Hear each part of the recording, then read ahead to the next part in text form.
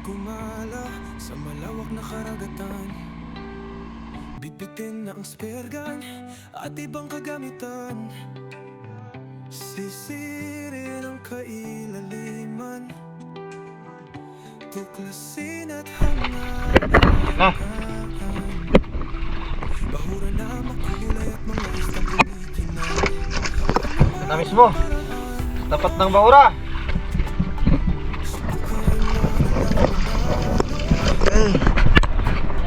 Ready na. Baba na lang.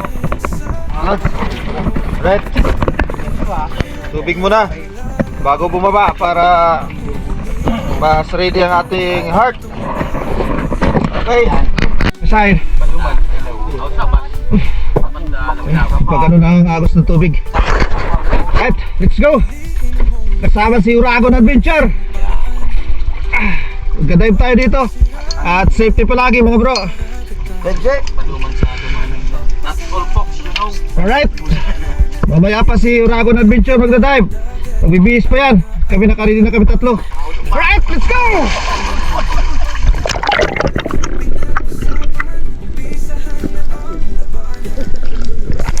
Ha!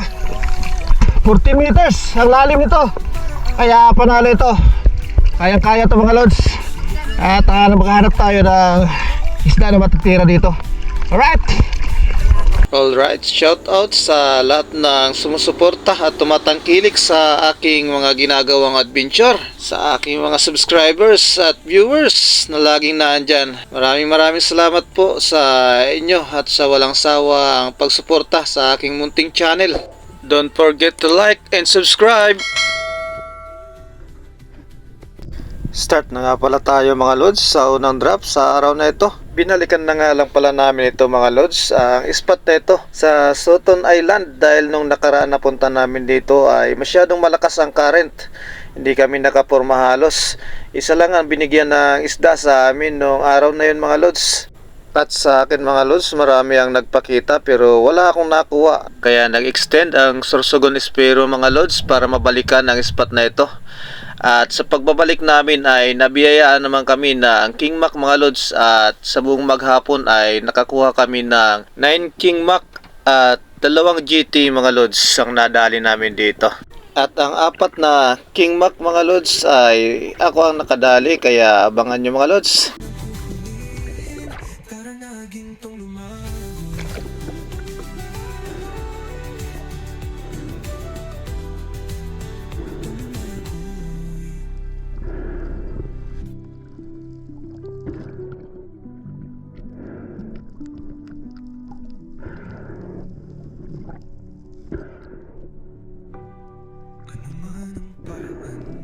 Rainbow Runner, yan ang naging unang isda natin sa araw na ito mga lods.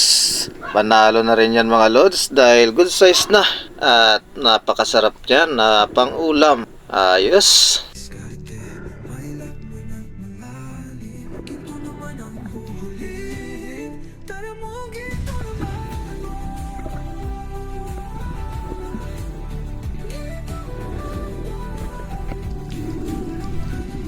At ito na nga pala mga lods ang second drop natin.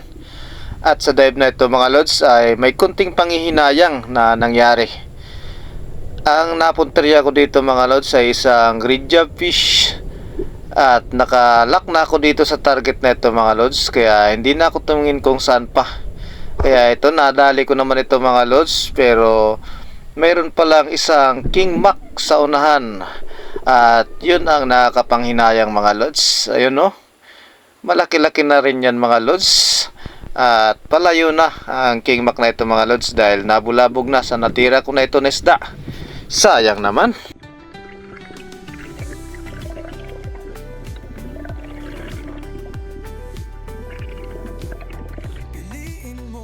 Woo! Taligi dalo! Taligi! Yan dalo! Tayo na at malaman na di tayo isang talunan. Pagdagat ang pinag-usapan, umpisahan na ang labanan. Sisitas pero ano man ang paraan mo,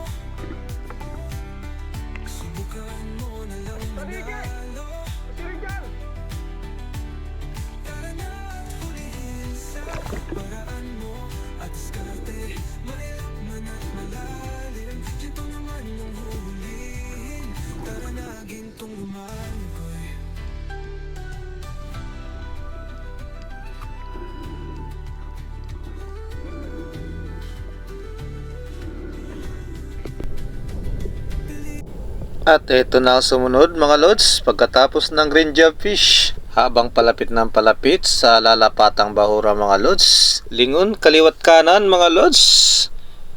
Para kung sakali man na may dadaan na king mac ay makita natin kagad. At ito na tayo mga lods, nakalapat na sa bahura. Maya maya lang mga lods ay bigla na lang nagpakita ang isang king mac. At ayan na siya mga lods, palapit na. At ito naman ay natira natin kagad mga lods. At maganda naman yung naging patama natin dyan. Kahit nahatak yung ating line pero secure naman ang isda mga lods. Unang king mac na natira, kaya panalo na yan mga lods. At pagkatapos nga pala mga lods ng king mac na ito ay lumipat na kami ng ibang bahura mga lods. Pero sa bandang hapon ay binalikan ulit namin ang spot na ito mga lods. At dito pa rin kami nakadali ng king mac. Medyo lumakas ng konti mga lods ang current, kaya iniwan muna namin saglit ang bahura na ito. Ano man ang paraan mo, subukan mo na lang manalo.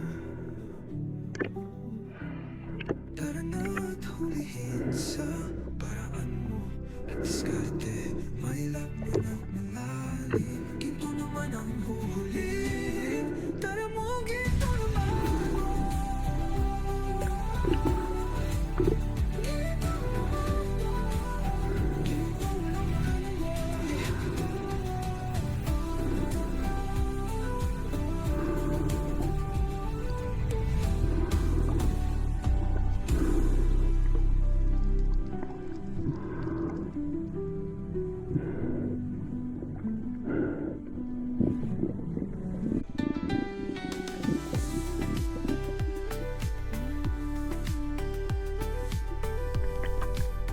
Piliin mong maging parehas ang paraan.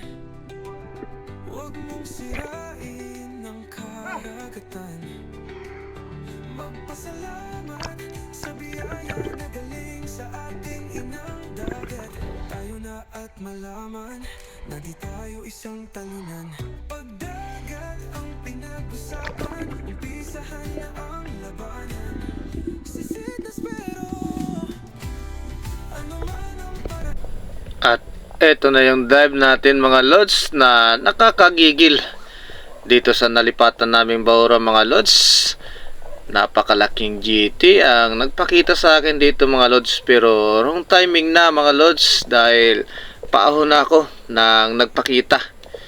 Kaya alanganin na tayo mga lods. Ito mga lods, pagmasdan nyo mga lods kung gaano kalaki ang GT na ito mga lods na nagpakita dito. Ayan mga lods, paahon na ako dyan mga lods nang napansin ko ang dalawang GT na nasa unahan.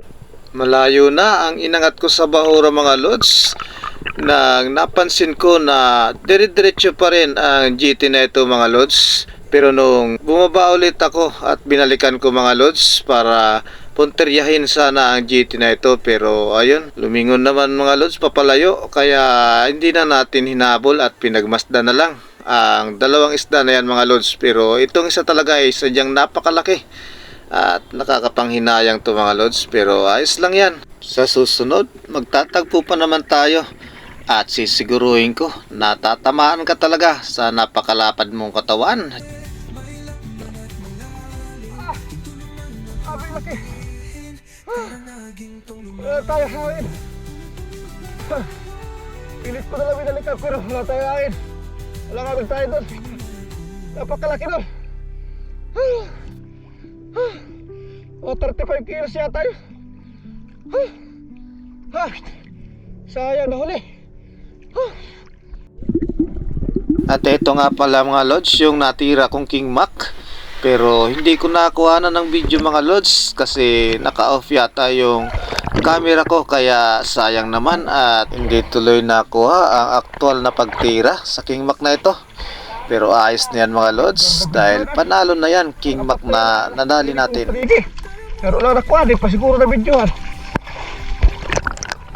Pero mo lagi bago ito parpa. Ha, sida. Ha? Basta na duwan? Pira! Naku na. At pagkatapos nga pala mga lods ng ilang dive natin sa nilipatan na bahura na yon, ay wala na tayong nakuha na isda mga lods, kaya bumalik na kami dito sa Sutton Island mga lods. At ang oras na yan ay mga alas 3 na ng hapon mga lods. Pero ito, at ang daming kingmak na nagpakita dito mga lods. At ayan, nasa malayong distansya yung dalawa.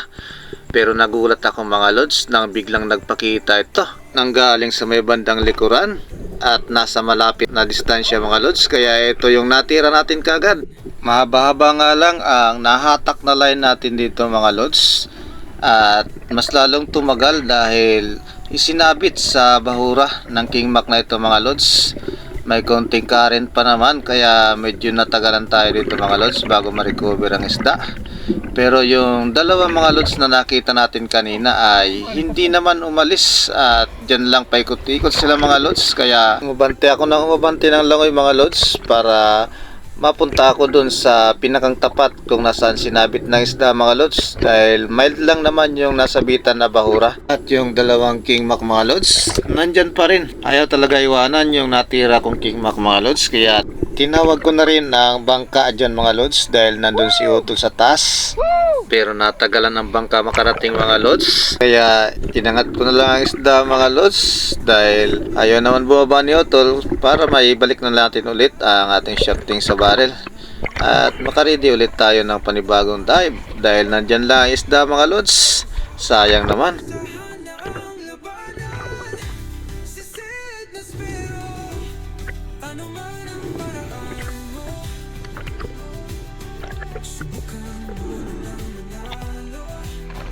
Hinang-hina na. Isinabit niya sa mahura.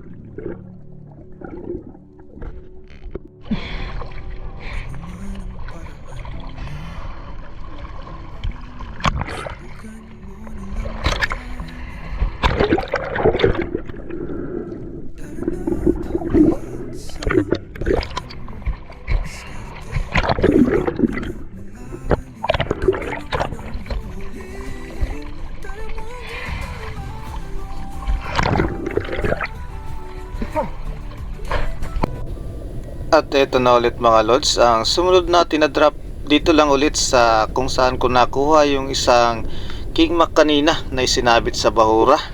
At eto na ulit mga lods, hindi pa nga nakakalapat ng bahura pero ito na nagpakita mga lods, isang kingmak ulit. At hindi natin alam kung ito yung kanina mga lods, pero ayos na to mga lods dahil panalo. At isang kingmak ulit ang natira natin dito. Alright. Piliin mong maging parehas ang paraan. Huwag mong sirain ng karagatan. Magpasalamat sa biyaya na galing sa ating inang dagat. Tayo na at malaman na di tayo isang talunan. Pagdagat ang pinag-usapan, umpisahan na ang labanan. Sisid na spero.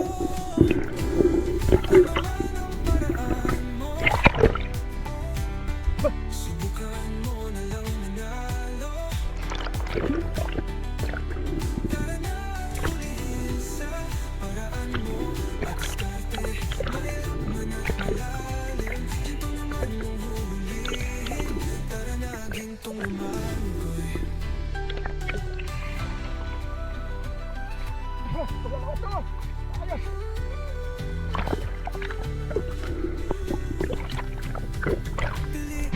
Apat na tingmak ito mga lods. Dadali ko. Huwag mong sirain ang karagatan. Magpasalamat sa biyaya na galing sa ating inang dagat. Tayo na at malaman na di tayo isang talunan. Pagdagat ang pinag-usapan, umpisahan na ang laban.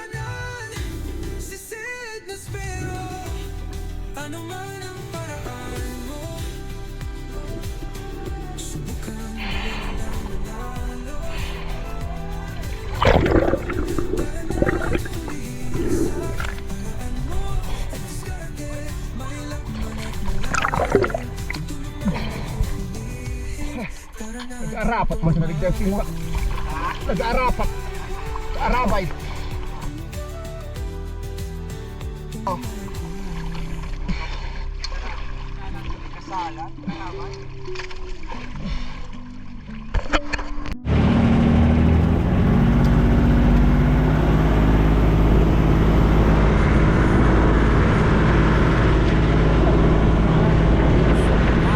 Uwi na tayo.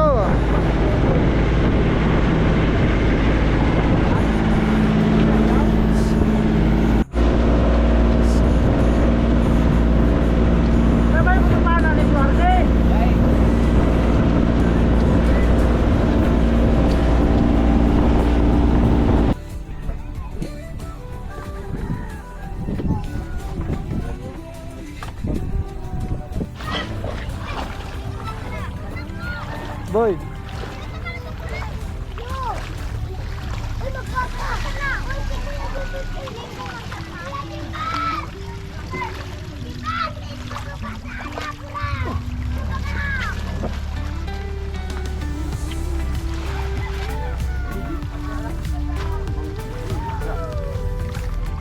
Piliin mong maging parehas ang paraan.